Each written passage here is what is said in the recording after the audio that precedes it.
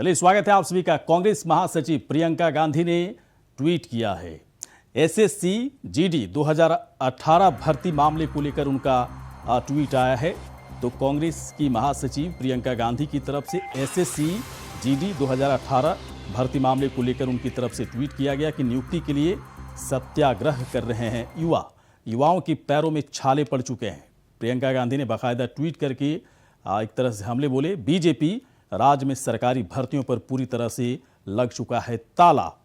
प्रियंका गांधी कांग्रेस की महासचिव, सरकारी नौकरियों में किस तरह से बीजेपी राज्य में ताला लग चुका है, सरकारी नौकरियां मिलनी मुश्किल हैं, ये दरअसल कुछ इस तरह की बात वो कह रही हैं। और बाकायदा एसएससी जीडी भर्ती को लेकर उन्होंने ट्वीट किया है और कहा है किस तरह से छात्र सड़कों पर हैं, उनके पैरों में छाले पड़ गए हैं, लेकिन भर्तियां उनकी हो नहीं रही हैं।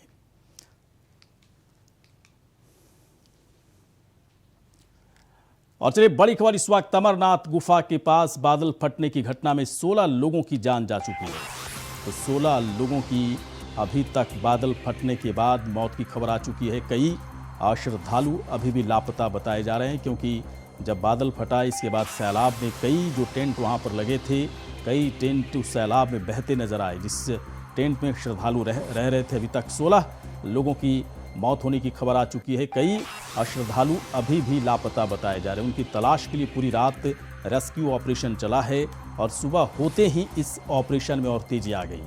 सेना, आईटीबीपी, जम्मू कश्मीर पुलिस और अन्य एजेंसियां भी हर मुमकिन कोशिश में है कि किसी भी तरह से ज़्यादा जिंदगियों को बचाया जा सके। इस बीच अब हेलीकॉप्टर से रेस्क्यू ऑपरेशन तेज किया गया है। हेलीकॉप्टर की मदद से घायलों को अस्पताल पहुंचाया जा रहा है। तो अमरनाथ गुफा के पास जो बादल फटा था, आसपास जो टेंट लगे हुए थे जिसमें श्रद्धालु रह रहे थे, दरअसल सैलाब आने के बाद उस टेंट में कई श्रद्धालु भी बह निकले थे और अभी तक 16 लोगों की मौत होने की खबर है, जबकि कई श्रद्धालु अभी भी लापता बताए जा रहे हैं। बादल फटने से अभी तक 16 लोगों की मौत की खबर आ चुकी है। लापता लोगों के लिए रेस्क्यू ऑपरेशन अभी भी जारी है। अब हेलीकॉप्टर की मदद से घायलों को अस्पताल पहुंचाया जा रहा है।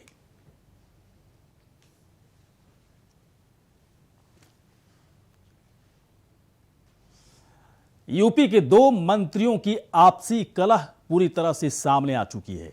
समारोह के दौरान आपस में ही भिड़ गए कारागार विभाग के मंत्री। तो यूपी के 2 मंत्रियों की आपसी कलह सामने आई।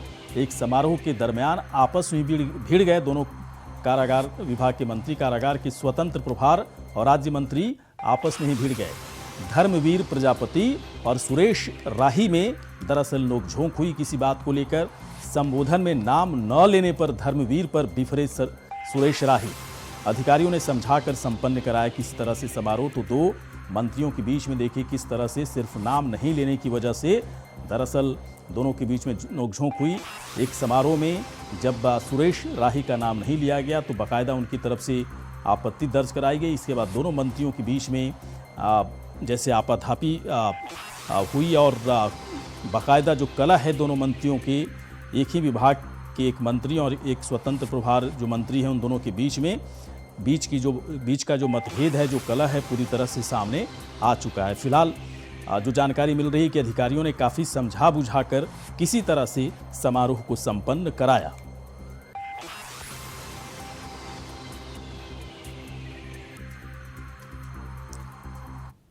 और वहीं द्रौपदी मुर्मू के जरिए चुनाव जीतने की कोशिश करेगी बीजेपी। तो बड़ी खबर इस वक्त, द्रौपदी मुर्मू जो कि एनडीए की उम्मीदवार है राष्ट्रपति पद के लिए, उनके जरिए चुनाव जीतने की कोशिश करेगी बीजेपी। 2024 लोकसभा चुनाव में मुर्मू का इस्तेमाल करेगी बीजेपी।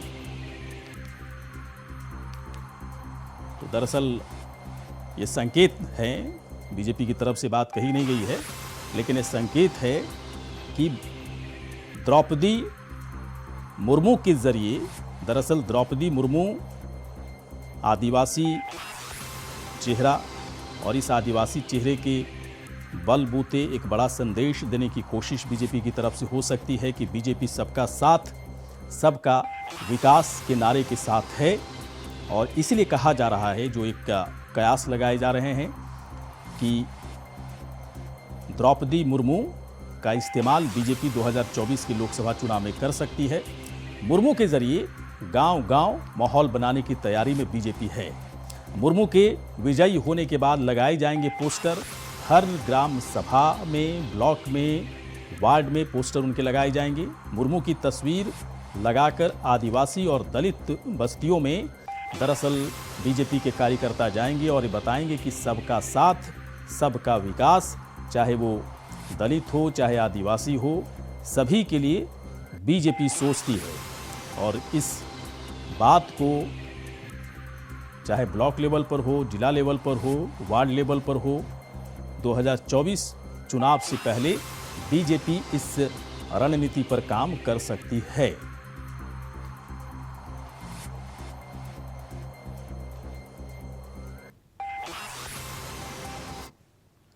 चलिए बढ़ते हैं आगे। नुपुर शर्मा मामले में जो हिंसा हुई थी, अल्पसंख्यक मंत्री का इस पर फैसला आया है। मदरसा छात्रों के लिए आयु सीमा तय करने का भी फैसला लिया गया है। तो नुपुर शर्मा मामले में हुई हिंसा को लेकर अल्पसंख्यक मंत्री का फैसला, मदरसा छात्रों के लिए आयु सीमा तय करने का फैसला लिया गया है। मंत्री धर्मपाल सिंह ने दिए आयु सीमा तय करने के आदेश। प्रयागराज और कानपुर में हुए पथराव में शामिल थे मदरसे के छात्र। मदरसों के छात्र के शामिल होने की सूचना पर लिया गया ये फैसला। तो प्रयागराज और कानपुर में जो पथराव किया गया था उसमें मदरसों के छात्र शामिल थे और एक बड़ा फैसला लिया गया है अल्पसंख्यक विभाग की तरफ से कि मदरसों में पढ़ने वाले छात्रों की आयु सीमा को तय कर दिया जाए। तो नुपुर शर्मा मामले में हुई हिंसा को लेकर अल्पसंख्यक मंत्री का ये बड़ा फैसला आया है।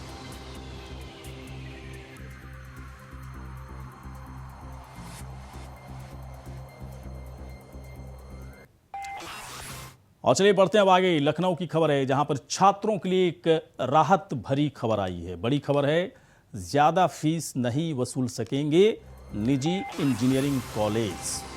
तो बड़ी खबर इस वक्त, बड़ी राहत भरी खबर उन छात्रों के लिए जो इंजीनियरिंग की पढ़ाई करना चाहते हैं। तो ऐसे छात्रों के लिए बड़ी राहत की खबर है कि निजी इंजीनियरिंग, प्राइवेट इंजीनियरिंग जो कॉलेज हैं वो ज़्यादा फ़ी नहीं वसूल सकते। निजी इंजीनियरिंग कॉलेजों में फ़ी का ढांचा तय कर दिया जाएगा। प्रवेश और फीस नियमन समिति ने 23 जुलाई तक मांगे हैं सुझाव। आपत्ति न मिलने पर लागू कर दिया जाएगा प्रस्तावित शुल्क। तो प्राइवेट सेक्टर में जितने भी इंजीनियरिंग कॉलेज हैं वो अपने फ़ी को नहीं बढ़ा सकते हैं। एक ढांचा उनका तय किया जाएगा, उसी ढांचे के तहत प्राइवेट इंजीनियरिंग कॉलेज को फ़ी लेना पड़ेगा। तो बड़ी राहत की बात है। वैसे इस पर मॉनिटरिंग सिस्टम को भी काफ़ी मजबूत किए जाने की ज़रूरत है, क्योंकि कई ऐसे इंजीनियरिंग कॉलेज हैं जो फ़ी जो गवर्नमेंट की तरफ से जो फ़ी स्ट्रक्चर बनाया जाता है उसके हिसाब से वो कागज़ पर तो दिखाते हैं, लेकिन अलग से पैसे भी छात्रों से डिमांड करते हैं। इस तरह की शिकायतें भी रही हैं कि कैश में भी पैसे लिए जाते हैं, चेक के थ्रू भी पैसे लिए जाते हैं। तो इसकी भी मॉनिटरिंग सिस्टम पर एक बहुत ही मजबूत मैकेनिज़्म की ज़रूरत है। सरकार को यहाँ पर भी कुछ बेहतरीन एक टीम बना करके इसकी निगरानी करने की ज़रूरत है।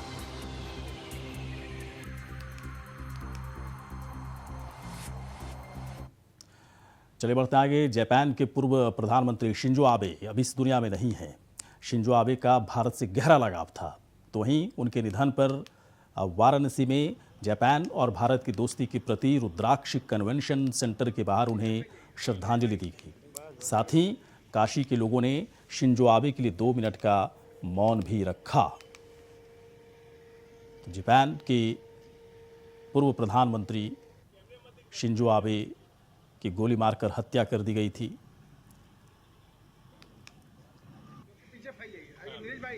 हम सब ने रुद्राक्ष कन्वेंशन सेंटर के बाहर माननीय शिंजो आबे जी को रुद्राक्ष की माला अर्पित करके, रुद्राक्ष से पुष्पांजलि करके, पुष्प से पुष्पांजलि करके श्रद्धा सुमन अर्पित किया है, नमन किया है। क्योंकि शिंजो आबे के जाने का मतलब है कि भारत ने अपना एक अभिन्न मित्र जो हर मुद्दे पर, आतंकवाद के मुद्दे पर गंभीरता से भारत के साथ खड़ा रहता था, आर्थिक रूप से सहयोग देना, तकनीकी रूप से सहयोग देना, भारत को बुलेट ट्रेन में सहयोग करना, इस तरह के अनेक सहयोग के कारण हम भारतवासी, काशीवासी उनको याद करते हैं, नमन करते हैं और उनकी आत्मा की शांति के लिए बाबा विश्वनाथ माँ गंगा से प्रार्थना करते हैं।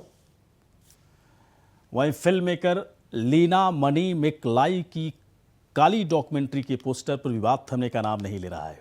अब इस मामले पर भजन सम्राट और बिग बॉस के प्रतियोगी रहे अनूप जलोटा ने कहा कि पहली बार जब उसने पोस्टर बनाया तो मुझे लगा कि वो अपनी फिल्म की सस्ती पब्लिसिटी के लिए ऐसा कर रही है, लेकिन जब उसने दोबारा किया तब ये पक्का हो गया कि वो पागल है, उसे जल्दी पागल खाने भेजो। तो बाकायदा अनूप जलोटा की तरफ से बड़ा प्रहार किया गया काली के निर्देशक लीना के ऊपर, और सीधे तौर पर उन्होंने कहा कि वो पागलपन की शिकार है और ऐसे लोगों को पागल खाने भेजने की ज़रूरत है।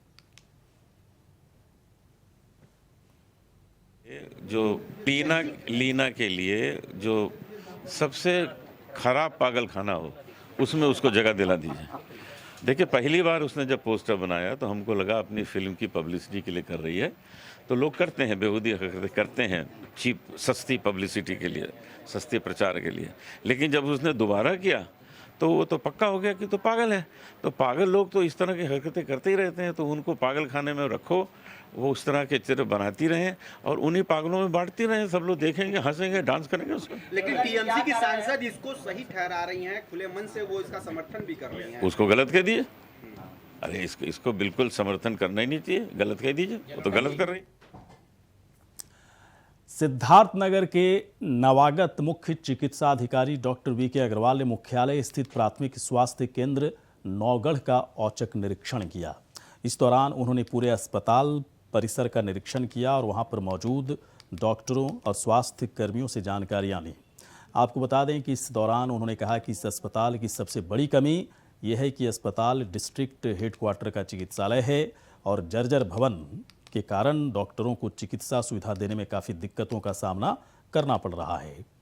तो सीएमओ ने किया स्वास्थ्य केंद्र का निरीक्षण, डॉक्टरों और स्वास्थ्य कर्मियों से बातचीत कर उनका हालचाल जाना। तो डॉक्टर वीके अग्रवाल जो कि औचक निरीक्षण उनकी तरफ से किया गया और स्वास्थ्य केंद्रों का हालचाल उनकी तरफ से जाना गया। खबर है सिद्धार्थनगर की। थोड़ी कमी तो यही है कि हम लोग डिस्ट्रिक्ट हेडक्वार्टर का चिकित्सालय है और बहुत ही जर्जर अवस्था में है। स्वास्थ्य सुविधाएं, चिकित्सा सुविधाएं देने में यहाँ की चिकित्सा बहुत दिक्कत हो रही है। मुझे बताया गया है कि इस चिकित्सालय को डिमोलिश करके नया चिकित्सालय बनने का प्रस्ताव है। इस विषय में हम लोग देखने वाले हैं कि किस स्थिति में है और कितनी जल्द से जल्द उससे कार्रवाई हो जाएगी। तो अगर 50 बेड का नया चिकित्सालय बन जाएगा तो एक अच्छा सेटअप यहाँ हो जाएगा। अभी जिस हालत में है यहाँ पे, और इस हालत में निश्चित रूप से यहाँ कमियाँ मिलेंगी। साफ सफाई की दिक्कत होगी। मैं देखा है कमरे में पानी भरा हुआ है, शाम में पूरे कमरे से पानी भर जाता है। ये सब दिक्कतें हैं यहाँ पे, तो उसका निवारण होगा। काशी हिंदू विश्वविद्यालय में कर्मचारियों ने सैलरी में लेट लतीफी के खिलाफ धरना प्रदर्शन किया। आपको बता दें कि बीएचयू में हॉर्टिकल्चर विभाग के स्टाफ ने पहले वीसी लॉज और उसके बाद मधुबन पार्क में धरना दिया। साथ ही उन्होंने कहा कि यहाँ आए सारे कर्मचारी विद्यालय पद पर कार्यरत हैं, हमें 5 महीने की सैलरी अभी तक नहीं दी गई है। वहीं विश्वविद्यालय प्रबंधन के लोग बातचीत भी नहीं कर रहे हैं। वहीं कर्मचारियों ने विभाग के प्रोफेसर अनिल सिंह पर गाली गलौज और अभद्रता करने का भी आरोप लगाया। तो बीएचयू कैंपस में धरना प्रदर्शन हॉर्टिकल्चर विभाग के कर्मचारियों ने प्रदर्शन किया। उन्होंने कहा कि 5 महीने से उनको सैलरी नहीं दी गई है, ना सैलरी के मसले पर प्रबंधन के लोग बातचीत करना चाहते हैं, और जब बातचीत करने के लिए लोग जाते हैं तो उनके साथ गाली गलौज भी की जाती है, डराया धमकाया जाता है। तो इस बात को लेकर उन्होंने धरना प्रदर्शन किया।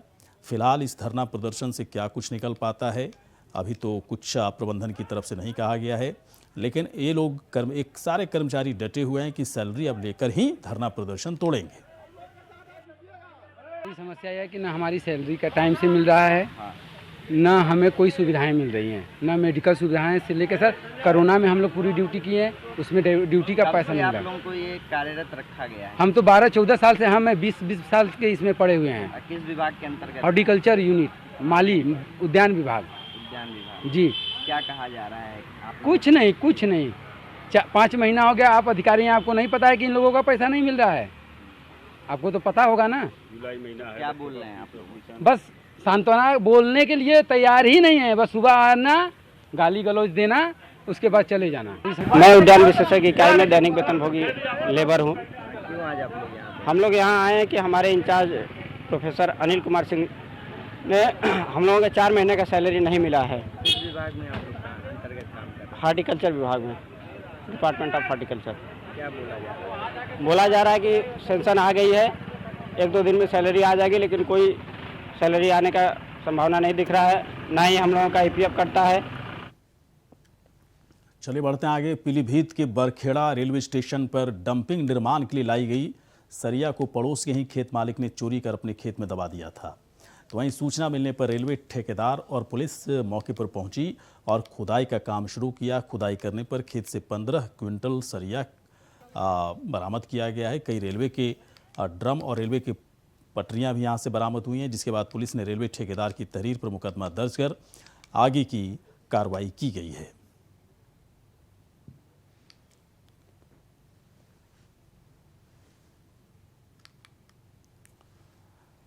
चलिए रायबरेली ऊंचाहार कोतवाली क्षेत्र के मनीरामपुर में पुलिस और ईरानी गैंग के शातिर बदमाशों के बीच मुठभेड़ हुई।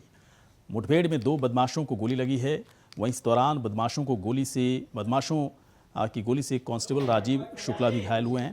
आपको बता दें कि दोनों घायल बदमाशों को जिला अस्पताल में एडमिट करवा दिया गया है। वहीं जो कांस्टेबल हैं, गोली लगने से उनकी हालत काफ़ी नाजुक बताई जा रही है। आपको बता दें कि मौके से ईरानी गैंग के 2 अन्य शातिर बदमाश वहां से फरार हुए हैं, जिनकी छानबीन की जा रही है। और इस पूरे मामले में जो कांस्टेबल हैं जिन्हें गोली लगी है, उनकी हालत थोड़ी नाजुक है और फिलहाल उन्हें इलाज के लिए अस्पताल में भर्ती किया गया है। वो ऊंचाहार की तरफ भागे। इसकी सूचना एसओजी प्रभारी ने तत्काल इंस्पेक्टर ऊंचाहार को दी, तो वहाँ से भी घेराबंदी शुरू हुई और इस तरह थोड़ी देर बाद लोकेशन उन बदमाशों का ऊंचाहार से जो है वो सलोन रोड पर आ गया। वहाँ पर उमरन नाम का एक गाँव है, उसके पास पुलिस की मुठभेड़ जिसमें बदमाशों द्वारा पुलिस पार्टी पर फायर किया गया, जिससे आत्मरक्षार्थ पुलिस ने भी गोलियां चलाई, जिससे 2 बदमाश, जिनका नाम एक का नाम ताहिर है और दूसरे का नाम। वहीं अलीगढ़ में बकरीद के त्यौहार से पहले एक बार फिर माहौल बिगाड़ने की कोशिश हुई। टप्पल के नूरपुर गांव में हिंदुओं की बारात में गैर समुदाय के लोगों ने छतों से अंडे फेंके, जिससे कि माहौल पूरी तरह से वहां पर तनावपूर्ण हो गया। दरअसल जाटव समाज की 2 बेटियों की बारात आई थी। बारात में लोग नाच गा रहे थे। इसी दौरान गैर समुदाय के कुछ लोगों ने छतों से अंडे फेंकने शुरू कर दिए। बारातियों को जैसे ही इसकी जानकारी हुई तो अफरा तफरी का माहौल वहां पर बन गया और लोग इधर उधर भागने लगे। वहीं लोगों ने इसकी जानकारी तत्काल पुलिस को दी, जिसके बाद पुलिस और प्रशासन के लोग मौके पर पहुंच गए। तो अलीगढ़ में हिंदू लड़कियों की शादी में बवाल किया गया। बारातियों पर अंडे फेंके जाने लगे।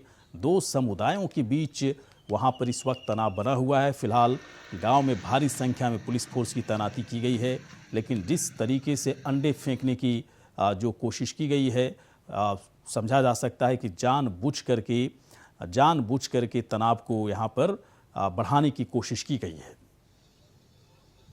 ये अंडा फेंके जी दूल्हा के ऊपर। कब फेंके थे? क्या हो रहा था जब? बारात चढ़ाई का जब। कहाँ होकर ला रहे थे आप बारात? बारात न्यू आ रही जी, इनके मोहल्ले में है कर आ रही। अच्छा, फिर कहाँ पर अंडा फेंके थे? क्या हुआ? छत पे तो फेंके जी। अच्छा, कौन लोग थे वो? मुसलमान थे। मामला ये हुआ था, मेरी 2 बहनों की शादी थी, बारात चढ़ा के हम ला रहे थे। उधर हम बारात चढ़ा के ला रहे थे डीजे बीजे पे। मेरे जो बहन हुई थे उन पर अंडे फेंके और ऑन स्पॉट अंडे के वीडियो भी हमारे पास है। ये सब पहले भी, आज से मेरे हिसाब से 1 साल पहले यहाँ झगड़ा हुआ था। वो दोनों लड़कियों की, हमारी यही भाई साहब थे, उनकी लड़की की शादी थी, उसमें उन्होंने झगड़ा किया, तब फिर अब कर दिया है। तो सब बाज नहीं आ रहे ये लोग। कौन लोग हैं, किस जाति से? सर मोमडन है। यानी कि आप कहाँ से बारात चढ़ाई थी आपने? सर बारात रोड से चढ़ के आ रही थी। हमारा जो गली है, बारात जो चढ़ के आती है मोमडन की तरफ से आती है सर। वो कुछ हल्का सा ऐसा पड़ता है। मामला ये हुआ था, मेरी 2 बकरीद को लेकर संभल की बकरा मंडी पूरी तरह से गुलजार दिख रहा है। बड़ी संख्या में ग्राहक बकरी मंडी में पहुंचकर बड़े बड़े बकरी खरीद रहे हैं। हालांकि बाजारों में आए लोगों का कहना है कि पहले के मुताबिक जानवरों के दाम काफ़ी बढ़े हुए हैं, लेकिन बढ़े हुए दाम के बावजूद लोग कुर्बानी के लिए बकरा खरीद रहे हैं। तो बकरीद को लेकर सज गई बकरा मंडी। कुर्बानी के लिए लोग बकरा खरीदने के लिए यहाँ पर पहुँच रहे हैं। वैसे बकरों की कीमत में काफ़ी बढ़ोतरी हुई है, काफ़ी इजाफा हुआ है। इसके बावजूद लोग कुर्बानी के लिए, बकरीद में कुर्बानी के लिए बकरों को खरीद रहे हैं।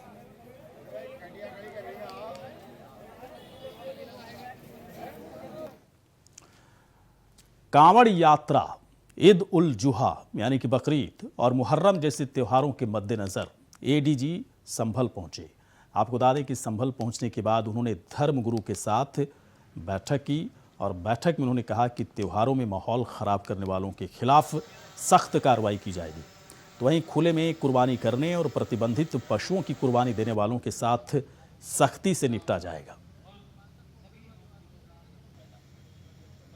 आज जनपद संभल में सभी धर्मगुरुओं से वार्ता की गई। पीस कमेटी मीटिंग कोतवाली संभल प्रांगण में आयोजित की गई थी।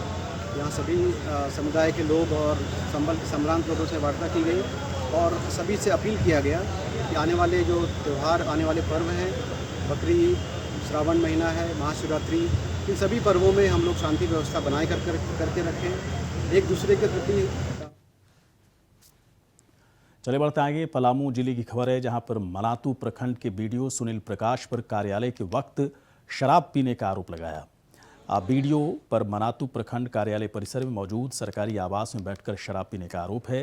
दरअसल मनातू प्रखंड में प्रमुख के कार्यालय के उद्घाटन के लिए स्थानीय विधायक शशि भूषण मेहता को आमंत्रित किया गया था।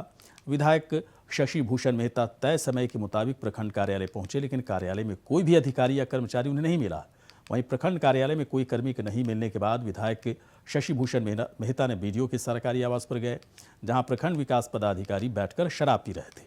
साथ ही बीडीओ के अलावा प्रखंड के एमओ और कई कर्मचारी भी शराब पीने में मग्न थे। पूरे मामले को गंभीरता से लेते हुए विधायक शशि भूषण मेहता ने धरना दिया और कार्रवाई की मांग की है इन लोगों के खिलाफ।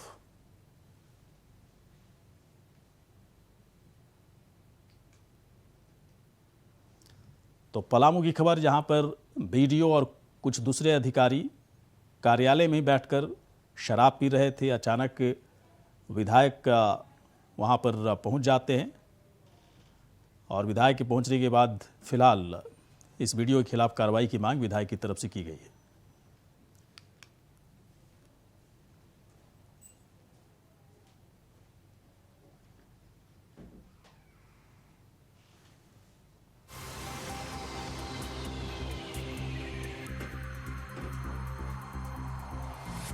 और चलिए इस वक्त जो बड़ी खबर आ रही है, मुलायम सिंह की पत्नी साधना का निधन हो गया। बड़ी खबर इस वक्त, जहां बड़ी खबर मुलायम सिंह यादव की पत्नी साधना गुप्ता का मेदांता में निधन होने की खबर आ रही है।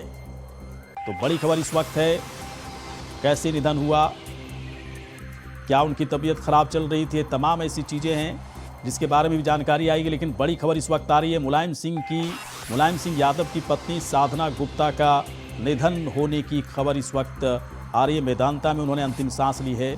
साधना गुप्ता का मेदांता में निधन हो गया। तो बड़ी खबर इस वक्त मुलायम सिंह यादव